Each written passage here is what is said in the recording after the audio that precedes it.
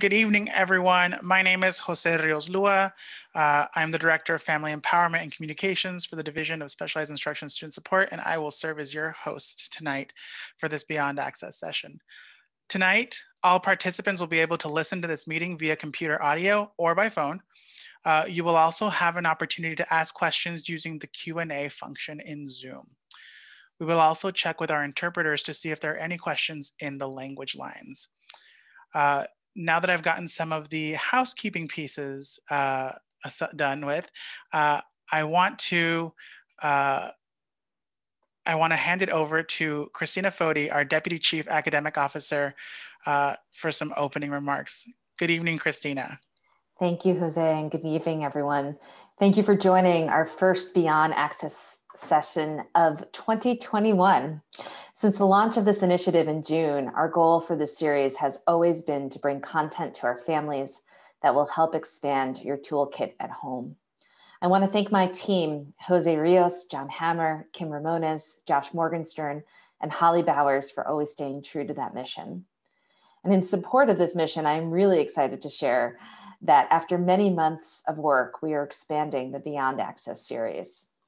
The series will be moving to a weekly cadence through the end of May, and we will be focusing on three major topics, which we've heard that you're interested in: literacy, executive functioning, and social and emotional learning.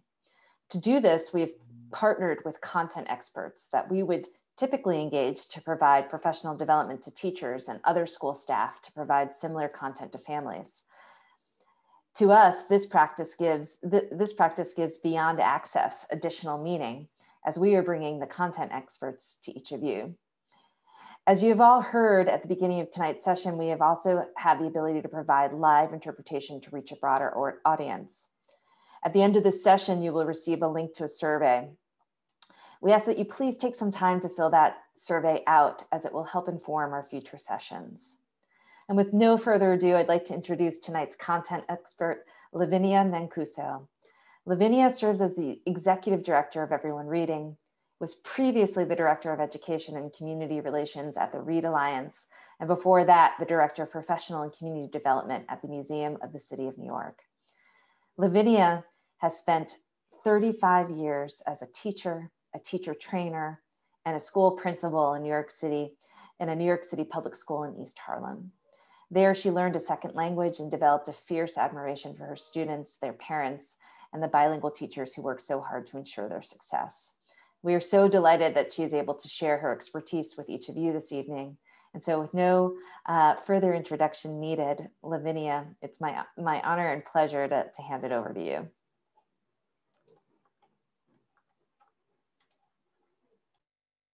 Oh, Lavinia, I think you are muted. Give me 1 second while we let you unmute.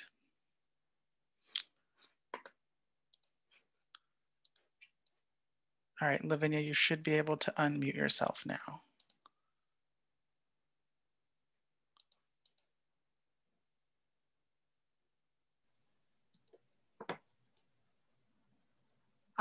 Give me a moment to set up my slideshow, and no worries. I will be right with you.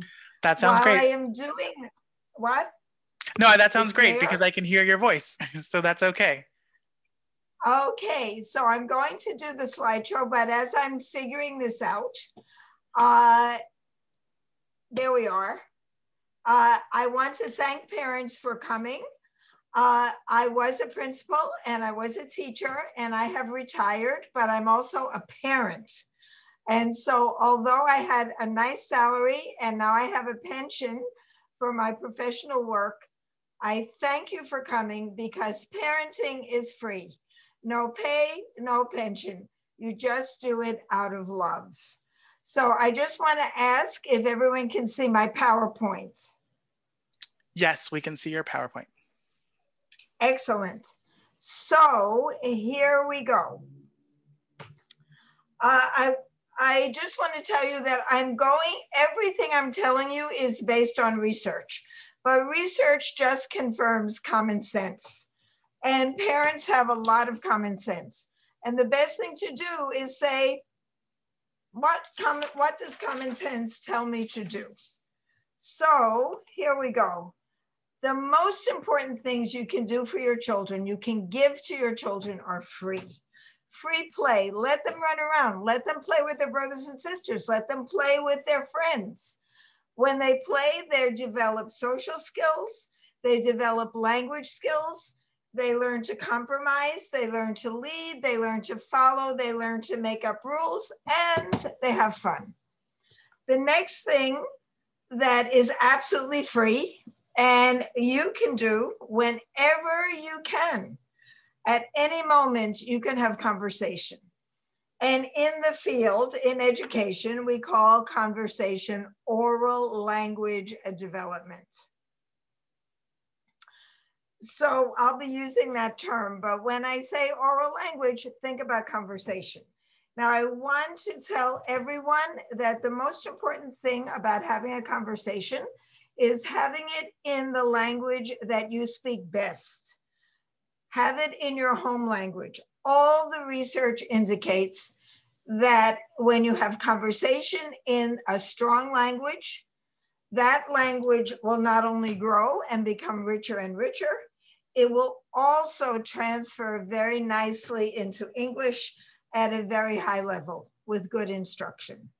So please keep that in mind. Everything I'm telling you to do it in your favorite language. Okay, here are the steps towards literacy. You see, early childhood from birth to age 5 is talking and reading out loud. You are the ones who are reading out loud, not your children. Your children don't have to be reading at age 5. Around the world, children learn to read between the ages of 6 and 8. So don't be worried if your child is not reading at age 5. If your child is not learning to read between the ages of 6 and 8, then be worried. But if you see here in red, more oral language, more conversation, because conversation is what is reading and writing. Reading and writing are a conversation in print. And then as you see, developing readers, as they grow, they're learning to read words and longer text and oral language and reading comprehension. Another part of oral language is having good experiences, talking about things. Now, that doesn't mean you have to go on a safari.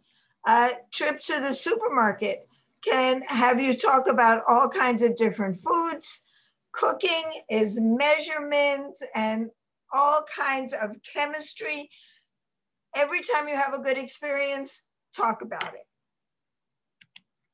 And then more advanced reading, more vocabulary. Vocabulary comes from reading, but it also comes from conversation. And that is where parents have a very, very strong impact on conversation. Okay, so this is a little bit of, education theory. The simple view of reading, which was formulated in 1986, but it has been around since about 2500 BC. And with all written languages, all alphabetic languages, English, Spanish, French, Portuguese, Italian, Greek, not necessarily Asian languages which have characters. And that's a whole different thing. But alphabetic languages such as English and Spanish and French are based on sounds representing what we say. And so the decoding is teaching kids to assign letters to the sounds that they make and the sounds that they hear. And then language comprehension is the things we've been talking about. Vocabulary, conversation, experiences, all of those things lead to language comprehension. So what you have to do, and the school really is the main focus for decoding. I'm going to give you some strategies for decoding, but really you should be counting on the school to do that. Where you can really have a big impact is on the language comprehension piece, which is the conversation, reading out loud, talking about the books. When your kid draws a picture, and I hope you're letting them draw pictures, or even a picture on the window or on the furniture, talk about it. And you can develop words for colors and shapes and relationships. So this is very simple, this equation. Decoding times language comprehension equals reading comprehension. And that's just all you have to remember. All right, then I also wanted to talk with you about the modalities of language. And this is also very simple. Listening, speaking, reading, and writing. Those are the 4 modalities of language. And after kids start to read and write, activities that combine all of these modalities are the most effective. Then there's also the silent language of interpreting gestures and facial expressions. So really, this is kind of it in a nutshell. These are the components of language. Now, in the year 2000, the National Reading Panel came up with this list of the 5 pillars of reading. I hope that you can see my PowerPoint. I'm seeing something else here. Can you see my PowerPoint? Yes, Lavinia, we can still see. We're at the 5 pillars of reading. The 5 pillars of reading. And the first one is phonological awareness. And that is simply being able to hear and say the sounds of the language. And so we are going to do a few little exercises in phonological awareness. Now, we cannot see you and we cannot hear you. So don't be embarrassed. I'm going to give you some exercises in phonological awareness. I don't know why this isn't moving. Okay. Do you have any Lavinia, suggestions? You might want to stop sharing and then restart sharing again. Okay.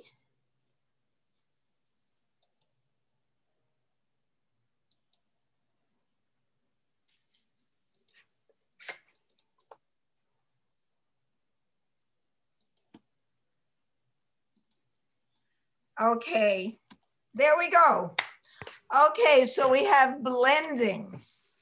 Blending is simply putting sounds together into words. So I'm going to tell you 3 sounds, and you are going to put those 3 sounds together into a word. Ready? Put it inside your mouth and say man, and what have you got? If you got man, you did it right. Okay, the next part of phonological awareness is segmenting. I'm going to tell you a word that has 3 sounds. Don't try to see it, just try to hear it. You might even want to close your eyes while you're doing this. The word is bush, and it has 3 sounds. See if you can break it up into 3 different sounds. Don't try to see it. Okay, the 3 sounds are b, sh. And even though there are 2 letters that make that sound, it's only 1 sound. Now, the next little task is deleting. Okay, I'm going to say the word sun. Say the word sun, and take away the s. And what have you got left? If you have un, you did it right. Now I want you to say the word hat, like what you wear on your head, hat. Say the word hat and take away the sound t. And what have you got left? If you said ha, you are absolutely right. Give yourselves a pat on the back. Another little task of phonological awareness is adding. So I want everyone to say the word rat. Okay, say the word rat, but put a s on the end of it. And what have you got? If you have rats, give yourself a pat on the back. Now I want you to say rat again. But this time I want you to put a b in front of it. And what have you got? If you have the word brat, give yourself a pat on the back. Now this is the most difficult. And remember, we're not expecting kids to be able to do all of these things until about grade 3. But these are the tasks involved with phonological awareness. So everybody get ready to do some substituting. Okay, say the word sit. Okay, say sit, but take away the s and put in a. If you've got the word hit, give yourself a pat on the back. Okay, now say hit and take away t and put in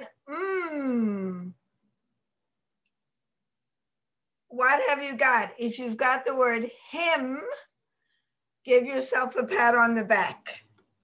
Now say him and take out the I and put in a eh. If you got the word hem, give yourself a pat on the back. Now say hem again and take out the eh and put in a ah. You should have the word ham. So give yourself a pat on the back. When you're starting with kids, start with words like pancake. Say pancake again, but take away pan. Or say stopwatch. Say stopwatch again and take away watch. So start with words, but you want kids to pronounce their sounds clearly and be able to hear and say the different sounds. The better they can do that, the more easily they'll be able to put the letters on top of them. Okay, now we're moving on to phonics. Everybody talks about phonics. So we're going to do some little exercises in phonics. Okay, the importance of phonics cannot be understated. In grades 1 to 4, this is research. Reading, word reading, being able to sound out and recognize single words is the most important, most reliable indicator of future success. We're not talking about deep comprehension here. We're talking about being able to read the words. And the truth is, most English words are decodable. Everybody says, oh, there are all kinds of irregularities. Not so much. Most English words fall into different patterns. The I that's in your head is not decodable, and one is very difficult. Now, the problem with phonics is once you know how to sound out words, you have to get faster and faster and faster at it, because you can't be sounding out words forever. You can't be saying the apple is on the tree. You forget where you started. So once kids know how to decode, it's important for them to practice so that they can become faster at it. And you can do flashcards, you can do all kinds of things. And if they have easy books, decodable books, the more you read, reading is like music. The more you practice, the better you'll be. And then eventually most words have to become sight words, but they also should be decodable. Kids should be able to go back and decode them. So alphabetic languages like ours, English, phonics was invented 4,000 years ago. It's not new. It is a transcription of speech. Print is a conversation in print. Reading and writing are a conversation in print. Now we are lucky. English has only 26 letters and 44 phonemes. Can you imagine? My sister in Minnesota, who never calls me, chooses this moment to get in touch. Wait later for her. Anyway, so here we have our 26 letters and 44 phonemes. And remember, say this quietly, we are not listening to you. We are going to recite the alphabet in sounds, not in letter names, in sounds. And here we go. The most common sound is, for each vowel, I'm going to say.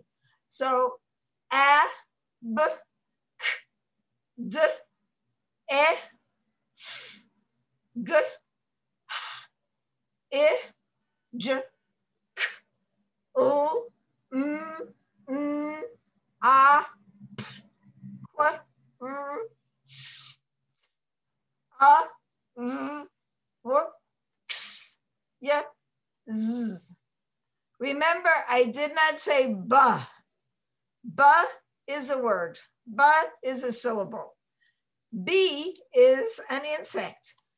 The sound of that B is B, very quick. And so when you're working on this with your children, be careful that you don't say ba and fa and ga. Just say b, k, d. And then we get into some of these combinations like ch and sh and th. Remember, tell your kids to stick out their tongues when they say th and f and w. And then usually when we have a vowel and then a space in between, it says its name. So A, E, I, O, U. And then we have other combinations like ow and aw. But as your kids get more experience with reading, they'll be taught all of these combinations. Now, sounding out words. Sounding out words is easy, and you can make it even easier without saying it out loud by saying it inside your mouth. So let's try this with this word. So we say b, a, t, and we put it together. Say it inside your mouth. And we have bat. Easy as pie. Here's where the problem is. That bat has a lot of different meanings. How many of you, when you hear the word bat, think of baseball? How many of you think of a flying mammal in a cave? You have to know all these meanings. How many of you, when you think of batter, you think of the guy at base with his bat? How many of you think of a cake mix? It all has to do with the context and your experience. How many of you, when you see the word battery, do you think of something inside a flashlight? How many of you think of a drum set? How many of you think of a bunch of tests? Those are all definitions of battery. And then you see all of these other combinations, Batman, Batmobile, and all these different tenses, will bat, would bat, should bat, did bat. So, and then should not.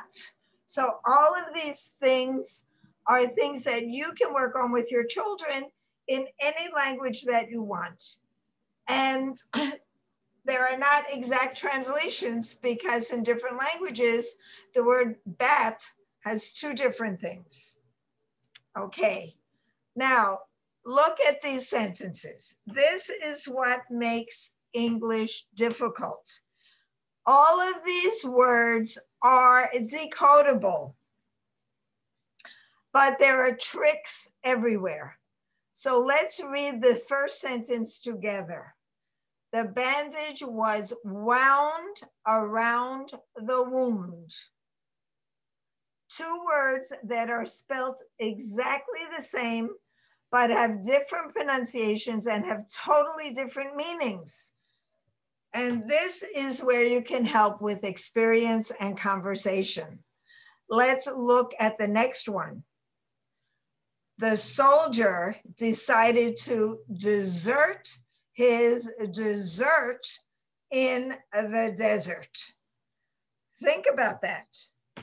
Here we have very similar words. Some of them are pronounced the same and some of them are pronounced different. So we have dessert, meaning leave behind, and dessert meaning a sweet. And then we have desert, which is the place with no water. And so these are the things that you learn through conversation and reading to develop your vocabulary. Now, what you want to help your children do is develop an inner eye and an inner ear. So when they hear something that sounds weird, they say, that doesn't sound right. I have to listen to this again. And when you look at this, I'm sure that some of you had to read the first and second sentences more than once to correct yourselves. And that's what we want to teach children to do, to self-correct. If something doesn't look right or doesn't sound right, you want them to say, that's not right. I want to read this over. I want to hear that again. Say that again so I can make sense of it. So this is a very important question in all reading. The big question in comprehension is, does it make sense? What's going on here and does it make sense? And that's when you want to ask your kids, if you want to help them with their reading homework and they read a passage, say, what's going on here? Tell me about it. And did it make sense to you? Remember, if a kid looks at the word horse that's in the story, but he misreads it as house, there are going to be big problems with comprehension. So remember, at the beginning at least, we have to concentrate on the words. Okay, and then in English, decoding is to learn the sounds, the letters that go with the sounds. And that's the basis. Then we also have to make sure that kids are reading from left to right. Remember, that's particular to English and French and Spanish and Italian. However, Hebrew and Arabic go the other way. They go from right to left. So we have to really teach kids to go from left to right. And then one thing I do as an old lady is I overpronounce words that I want to remember how to spell. For instance, I always have problems with the ending ence. So I overpronounce it. I say distance and existence. And because those are the only tricky parts for me. So let's look at the word elephant. There's only one tricky part in elephant. Elephant. What's the tricky part? That we have to remember that f is spelled with a PH. You don't have, if you have fairly good phonics, you don't have to remember all those other letters because they are totally decodable.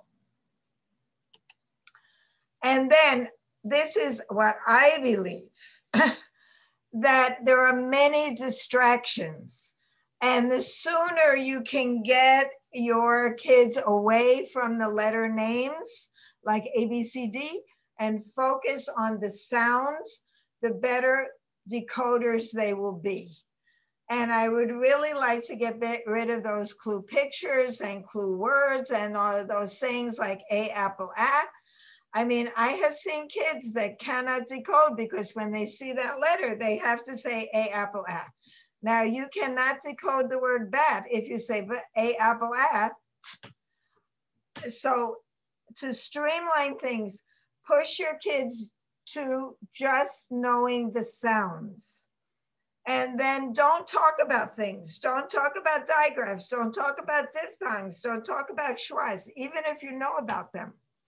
I mean, this is really scary. I heard about a first grader whose teacher had talked about digraphs so much that she was sounding out the simple word fish. And she went, digraph. So she's sounding out the word fish as digraph. This is misteaching, but it's not in a New York City public school. Anyway, I believe that mispronunciation is usually a vocabulary problem. No kid is going to say is, like this is my book. No, a kid who speaks English will automatically self-correct. The same thing is if she said hello, a kid who speaks English will automatically self-correct. Now, my husband made this word one of our passwords. So I was looking at it and I said, oh, I've seen that before. I know she is the goddess of dance. I kind of knew that, but I had never heard it. So I said terpsichore. Well, it's terpsichore. And the only way I could learn that was hearing it. But it didn't really matter because I knew what it was, but I like to know the right thing to say. So from now on, I'm going to say terpsichore. Okay, we have to remember this. Spelling is based on sounds. If you hear clearly and say things clearly, you will be a better speller. And many of our words are regular. Bat, cabinet, helicopter. And then there are all these patterns. Read, bead, peek, sneak, lead, dream. They all have the E sound. But then occasionally you have a variant like red and steak. And just tell you, remember that. You just have to remember the tricks and make the right decisions. Do you say eh? Do you say e? Do you say e? Do you say e, a? I mean, you just have to learn which patterns fit into which words. As your children become better readers, they will do this automatically because the context will tell them what the sound in the new word is. I hate to say this, reading a lot is good for reading, it's good for spelling, it's good for writing, and guess what? All the research is that reading anything will make you a good reader. Here is the supermarket circular. Read it with your kids. This is a picture dictionary. Anything, if your kids like to read comics, if your kids like to read mystery, whatever they like to read, easy books, hard books, magazines, reading is reading is reading. And reading a lot makes you a good reader, a good writer, and a good speller. Practice makes perfect. So this is the new, everybody's talking about the science of reading. The science of reading has been around for thousands of years. That the best way to teach an alphabetic language is through phonics, matching the letters to the sounds. And most words fall into predictable orthographic maps, what we used to call word families. But now, you know, it has orthographic maps. Anyway, like what I showed you before, beak, peek, seek, all of those things. Anyway, please do not have your children memorizing lists and lists of sight words. Help them to decode them and then have them memorize them. Okay, this is the way I taught my first grade students how to spell unfamiliar words. And so I'm teaching it to you and I do it myself. Okay, you have to count the parts. You could count them on your fingers. An easy way to do it is to put your hand under your chin and say the word. Every time your chin goes down, that means your mouth opened and you have a new syllable and you need another vowel. So let's say the word table. How many times did you open your mouth? Twice. So one of it, A, that's easy. B. How are we going to make that second syllable? We have to put a silent E on it.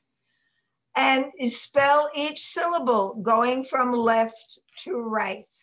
And again, you remember the tricky parts. So if you say temperature, you're not going to remember the tricky part in the middle. So overpronounce, say temperature. So you have the part that you don't hear most of the time, and then you have to decide what kind of an ending should be on.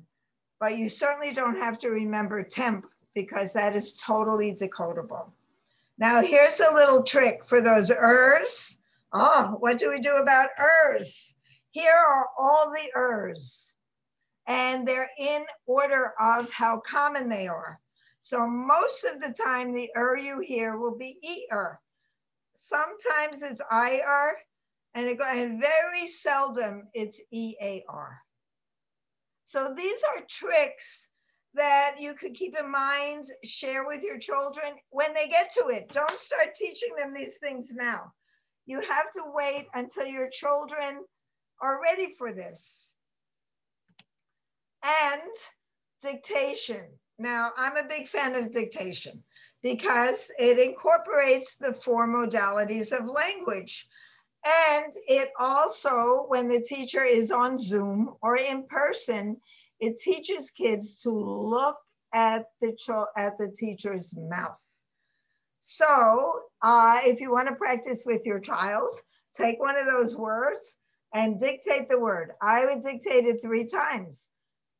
Once just to listen, once to write it down, and then once to check it over. But first you count and separate the syllables. Then you sound each syllable out loud the way we did before.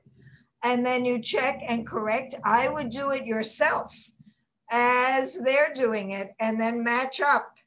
And then you just underline and remember the tricky parts. Remember, English writing, English spelling is predictable. You just have to remember the tricky parts, not every single letter in the words. So here we go to the 3rd pillar, fluency. Fluency is practice. Practice, practice, practice. And when you're listening to your kids read, if you want to do that, I hated to do that, it was torture. First, they have to be speedy. They can't be laboriously sounding out words.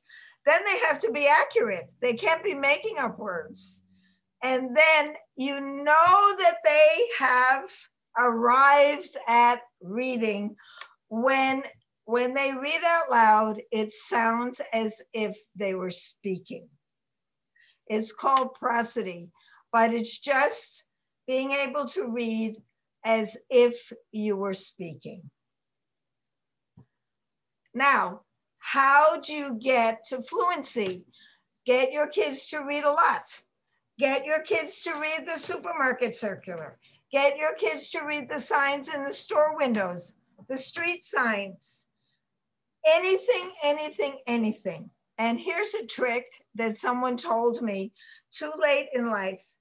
Put the captions on the television in the language that's on the screen, that's being spoken. And you know from yourself, when you are watching the news or when you're sitting in a taxi and there's print going by, you can't keep your eyes off it. So that's a simple thing to do. As soon as we are finished here, you go and whatever your children are watching, you put the captions on the TV. They will be reading as they are listening. So vocabulary and comprehension. You don't teach comprehension. Everybody wants to teach comprehension. Comprehension is the end result of all of these other things. If these other pillars are not in place, there will be no comprehension. If the kids can't read the words, if they can't read them quickly, if they don't know what they mean, there will be no comprehension. So I'm just giving, from parent to parent, I'm giving you advice. Talk a lot. Listen a lot. If your child wants to read aloud to you, listen and make some corrections. Try not to get crazy if they make mistakes. I confess that when my son was doing his math, I wanted to go for his throat. Parenting is difficult enough. Don't try to be a teacher or a policeman.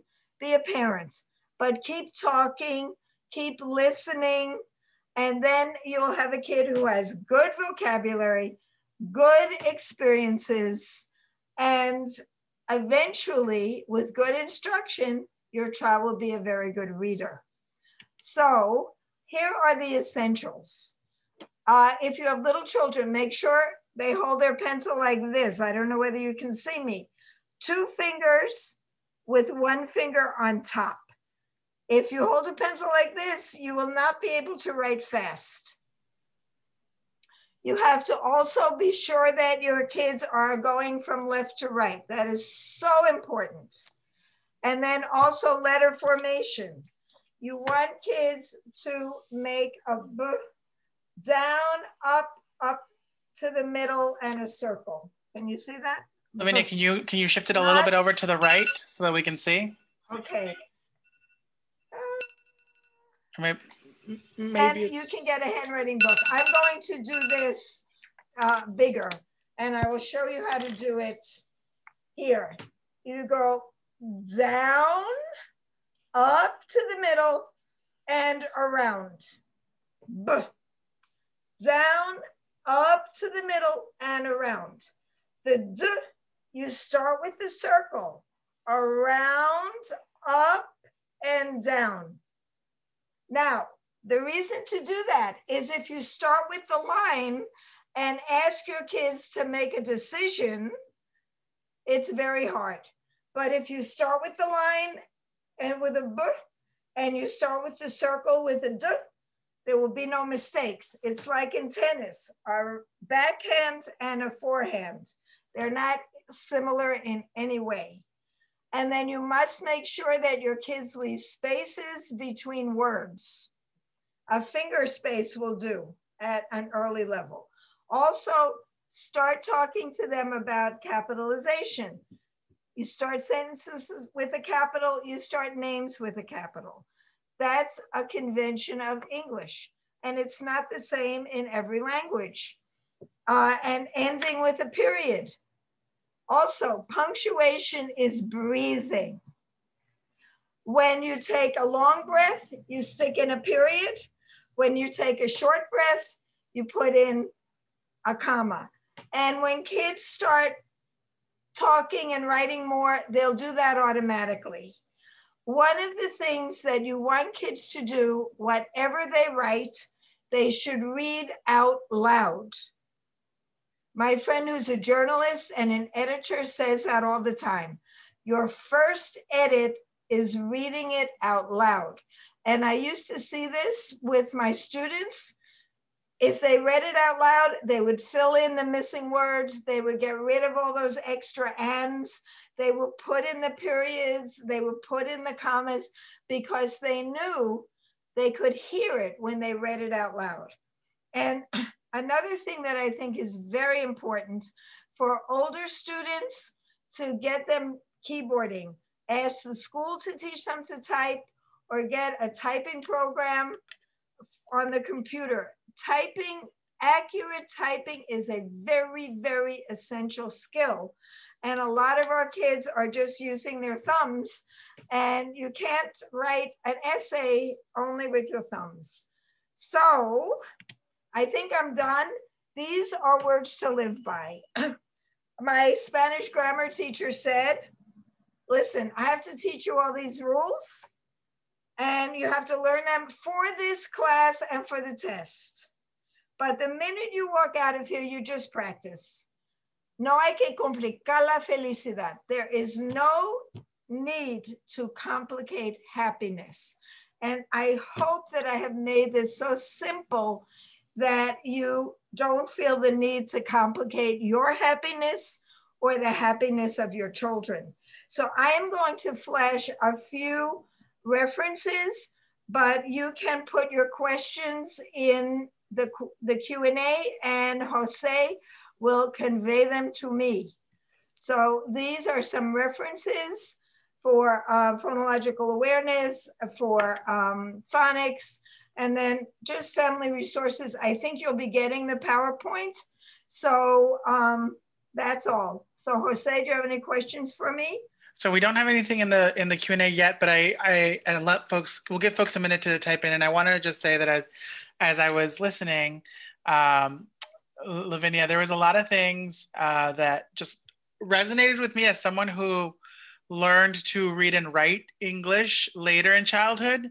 I was thinking specifically, when you were talking about decoding, one of the things that you talked about, I recognize as something that I used to do a lot, and with certain words, like learning how to spell certain words. I would say them in a phonetical Spanish way. So two words that I particularly had struggled with were the words because and the words please.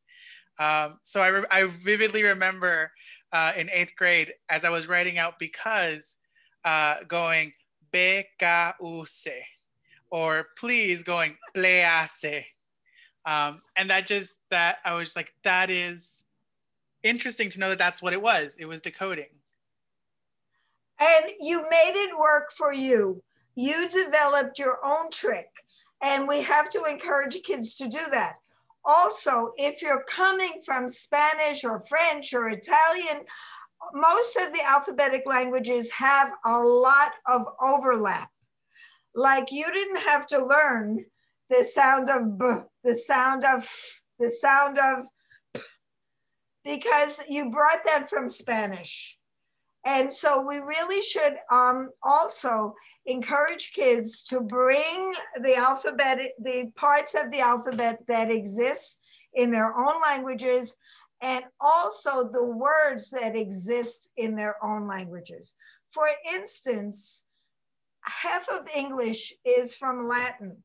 And so a lot of Spanish and French and Portuguese words exist in English. Like the word for sun in Spanish is sol. So we have solar, solarium.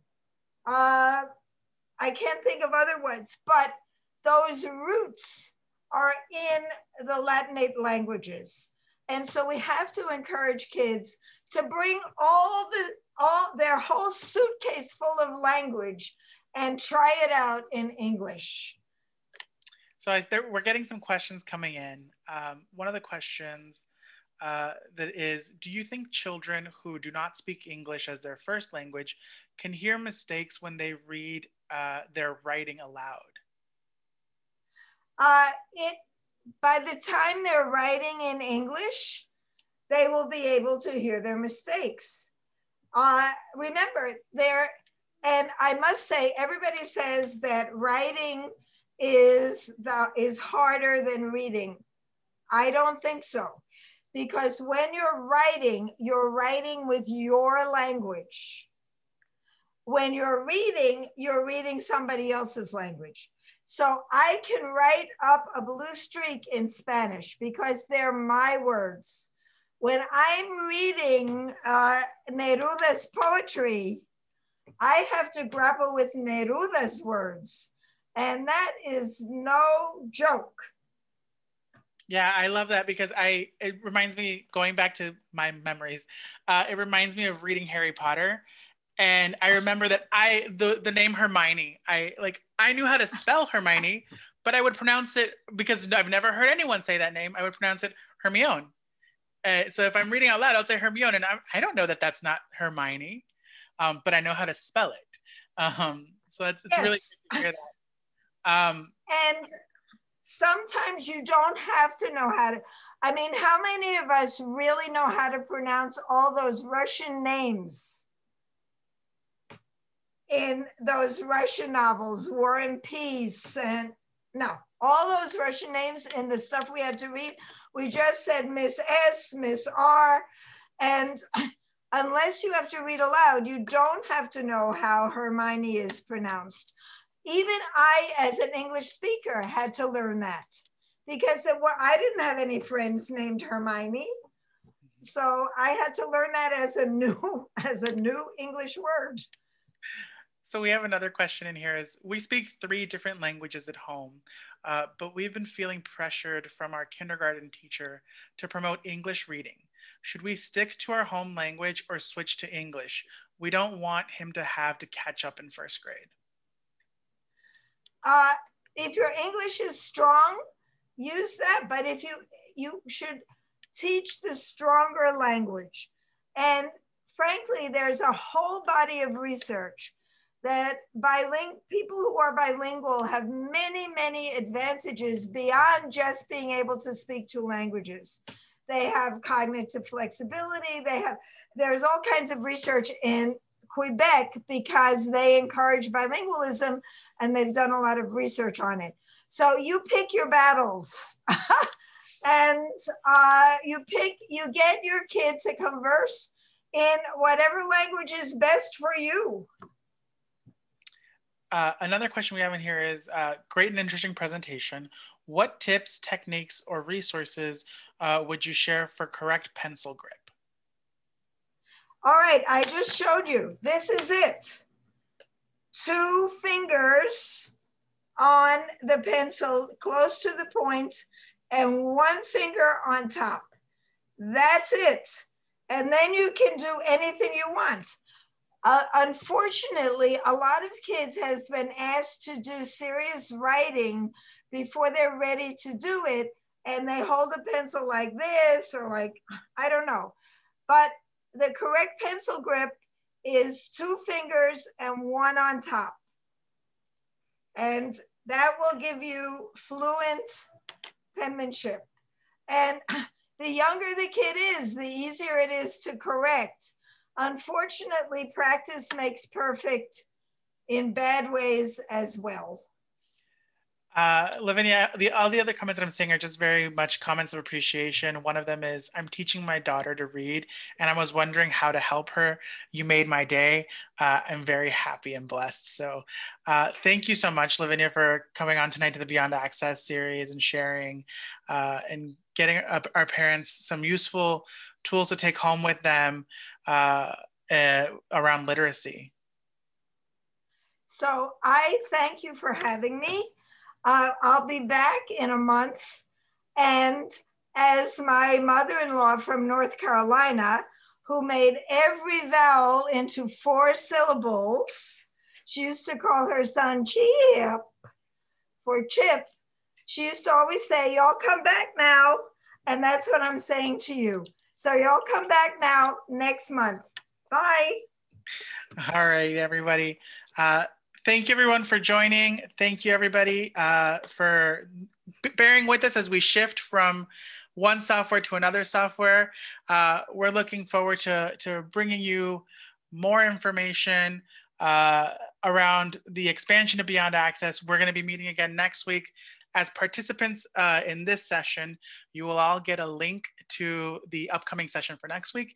You'll also get a link for a survey, as Christina mentioned at the beginning. So really, we want to ask you all to take a minute to go through and fill out that survey, because it's going to help us as we plan expanding the expansion of this series. So thank you, everyone. Have a wonderful night.